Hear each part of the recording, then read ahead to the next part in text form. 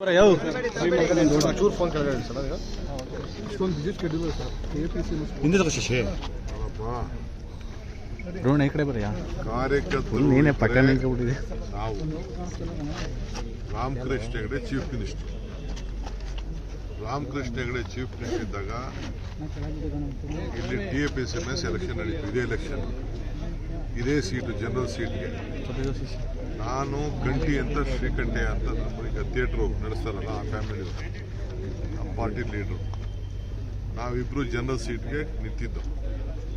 ಮಿಕ್ಕಿದವರೆಲ್ಲ ಸೊಸೈಟಿಯಿಂದ ದಳದವ್ರು ಬಂದಿದ್ದರು. ನಾವಿಬ್ಬರು ಆವತ್ತಿನ ಕಾಲದಲ್ಲಿ ರಾಮಕೃಷ್ಣ ಹೆಗಡೆಯವರ ಚೀಫ್ ಮಿನಿಸ್ಟರ್ ಇದ್ದಾಗ ಕೂಡ ನಾನು ಕಂಟೆಸ್ಟ್ ಮಾಡಿ ನನ್ನ ಕನಕಪುರದ ಮೊದಲನೆಯ ರಾಜಕೀಯದ ಎಲೆಕ್ಷನ್ನು ಈ TAPSMS. ನಾನು ಇಲ್ಲಿ ಡೈರೆಕ್ಟರ್ ಆಗಿ ಆವತ್ತಿನ ಕಾಲದಲ್ಲಿ ನಾನು ಚಿಕ್ಕ ಹುಡುಗ ಕಾಲೇಜಲ್ಲಿ ಓದ್ತಾ ಇದ್ದೆ. ನನ್ನ ಈ ತಾಲೂಕಿನ ಜನ ಕರ್ಕೊಬಂದು ಅವತ್ತು ನಿಲ್ಲಿಸಿದ್ರು, ಜನ ಸೀಟ್ಗೆ ಗೆದ್ದೆ.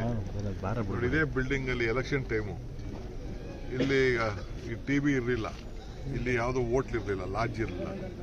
ಆಸ್ಕರ್ ಫಾಂಡೀಸ್ ಅವರು ಒಂದು ತಿಂಗಳು ಈ ರೂಮಲ್ಲಿ ಇಲ್ಲಿತ್ತು, ಒಂದು ರೂಮ್, ಸಣ್ಣ ರೂಮ್ ಇತ್ತು, ಇಲ್ಲಿ ಬಂದು ವಾಸ ಇತ್ತು. ಸೊ ಹಂಗೆ ಇವತ್ತು ಕಾರ್ಯಕರ್ತರ ಎಲೆಕ್ಷನ್ ಇತ್ತು. ಅದಾದ ಮೇಲೆ ನಾನು ಇಲ್ಲಿ ಡೈರೆಕ್ಟರ್ ಇದ್ದೆ. ಶ್ರೀನಿವಾಸ ಸ್ವಾಮಿ ಅಧ್ಯಕ್ಷರಾಗಿದ್ದು, ಜನತಾದಳದಿಂದ ಅಧ್ಯಕ್ಷರಾಗಿದ್ದು.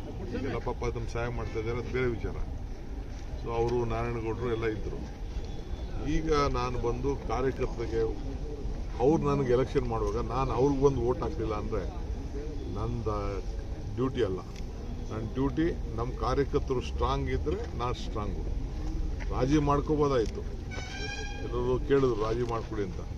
ನಾವೇ ಎಲೆಕ್ಷನ್ ಮಾಡಲಿ, ಸ್ವಲ್ಪ ಕಾರ್ಯಕರ್ತರಿಗೆ ಗೊತ್ತಾಗಲಿ. ಯಾಕೆಂದರೆ ನಾವು ಸ್ವಲ್ಪ ಯಾಮಾರ್ಬಿಟ್ಟು ಪಾರ್ಲಿಮೆಂಟ್ ಎಲೆಕ್ಷನಲ್ಲಿ ಎಷ್ಟೋ ಬೂತ್ ಏಜೆಂಟ್ಗಳಿರಲಿಲ್ಲ. ಒಳೇಟ್ ಯಾವ ರೀತಿ ಆಯಿತು, ಹೆಚ್ಚು ಕಮ್ಮಿ ಆಯಿತಾ ಏನಂತ ಗೊತ್ತು. ಅದಕ್ಕೆ ನಮ್ದು ಏನಾದ್ರು ತಪ್ಪುಗಳಿದ್ರೆ ನಾವು ತಿದ್ಕೊಳ್ಳೋಕ್ಕೆ ನಾವು ರೆಡಿ ಇದ್ದೀವಿ. ಎಲ್ಲನೂ ರಾಜಿ ಮಾಡ್ಕೊಳಕ್ಕೂ ರೆಡಿ ಇದ್ದೀವಿ, ಏನು ತೊಂದರೆ ಇಲ್ಲ. ಹಾರ್ಡ್ ಆ್ಯಂಡ್ ಫಾಸ್ಟ್ ರೂಲ್ಸ್ ಏನಿಲ್ಲ ಇದರಲ್ಲಿ.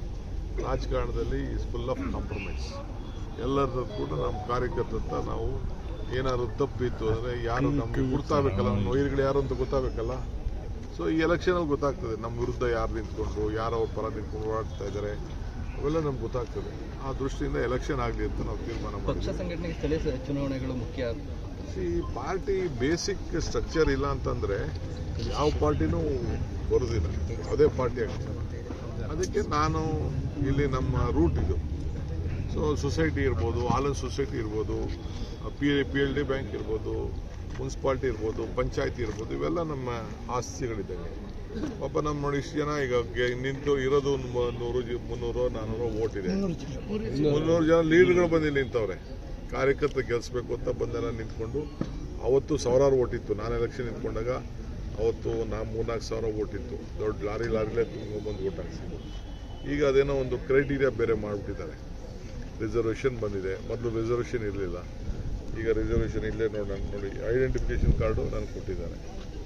ಐಡೆಂಟಿಫಿಕೇಷನ್ ಕಾರ್ಡ್ ಕೊಡಿ. MLA ನನಗೆ ಗೊತ್ತಿದ್ರು ಅವ್ರಿಗೆ ನಾನು ಐಡೆಂಟಿಫಿಕೇಷನ್ ಕಾರ್ಡು ಕೊಟ್ಟಿದ್ದಾರೆ ನನಗೆ. ಸೊ ನನ್ನ ವೋಟ್ ಇದೆ, ನಮ್ಮೂರ ಅಡ್ರೆಸ್ಸು ಮತ್ತೊಂದೆಲ್ಲ ಇದೆ. ಸೊ ಅದಕ್ಕೋಸ್ಕರ ಎಷ್ಟೇ ನನಗೆ ಬ್ಯುಸಿ ಇದ್ದರೂ ಕೂಡ ಇದು ನಾನು ಕಾರ್ಯಕರ್ತರು ಫೋನ್ ಮಾಡಿ ಹೇಳಿದ್ರು ಹಿಂಗೆ ಎಲೆಕ್ಷನ್ ನಿಂತ್ಕೊಂಡಿದ್ದೀವಿ ಅಂತ, ವೋಟ್ ಇದೆ ಅಂತ. ಇನ್ನು ಅವ್ರಿಗೆ ವೋಟ್ ಹಾಕಲಿಲ್ಲ ಅಂತ ಇನ್ನೇನು ನಡಿಯೋ ನಮ್ಮ ಲೀಡ್ರ ಬಂದು ವೋಟ್ ಹಾಕ್ಲಿಲ್ಲ, ನಿನಗೆ ಹಾಕ್ಲಿಲ್ಲ ಅಂತ ಅನ್ಕೊಂಡೆ. ಹಳ್ಳಿಲ್ಲ ಅವ್ರು ಮನೆ ತೆಗೆದಾಕ್ಬಿಡ್ತಾರೆ. ಸರ್ ಈ ಒಂದು DK ಶಿವಕುಮಾರ್ ಅವರ